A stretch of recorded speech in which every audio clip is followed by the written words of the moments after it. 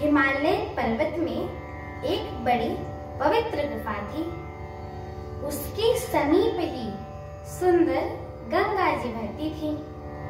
वह परम पवित्र पवित्र सुंदर आश्रम देखने पर नारद जी के मन को बहुत ही सुहावना लगा। पर्वत, नदी और वन के सुंदर विभावों को देखकर नारद जी का लक्ष्मीकांत भगवान के चरणों में प्रेम हो गया। भगवान का स्मरण करते ही उन नारद मुनि के शाप की, अर्थात जो शाप उन्हें दक्ष प्रजापति ने दिया था और जिसके कारण वे एक स्थान पर नहीं ठहर सकते थे, गति रुक गई और मन के स्वाभाविक ही निर्मल होने से उनकी समाधि लग गई। नारद मुनि की यह तपोमय स्थिति देखकर देवराज इंद्र डर गया।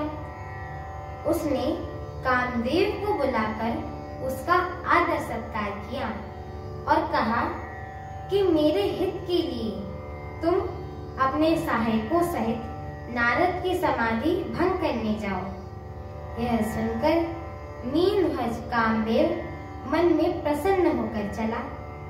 इंद्र के मन में यह डर हुआ कि देवर्षि नारद मेरी पुरी अमरावती का निवास राज्य चाहते हैं। जगत में जो कामी और लोभी होते हैं वे कुटिल कौवे की तरह सबसे डरते हैं। जैसे मूर्ख कुत्ता सिंह को देखकर सूखी हड्डी लेकर भागे और वह मूर्ख यह भी न समझे कि कहीं उसी हड्डी को सिंह न छीन ले, वैसे ही इंद्र को लाज नहीं आई।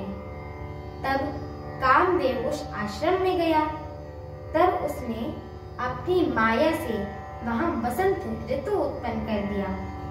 तरह तरह के वृक्षों पर रंग बिरंगे फूल खिल गए। उन पर कोयलें कूकने लगी और भौरे गुंजार करने लगे।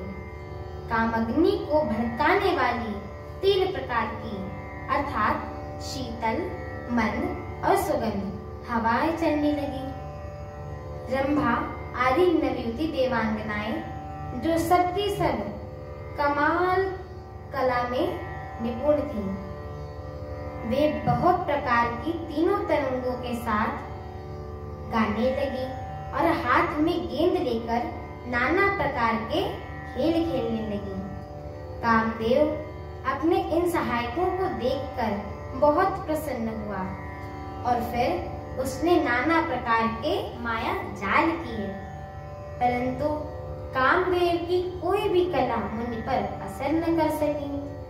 तब तो पापी कामदेव अपने ही नाश के भय के डर के मारे लक्ष्मीपति भगवान जिसके बड़े रक्षक हों, भला उसकी सीमा को कोई दबा सकता है।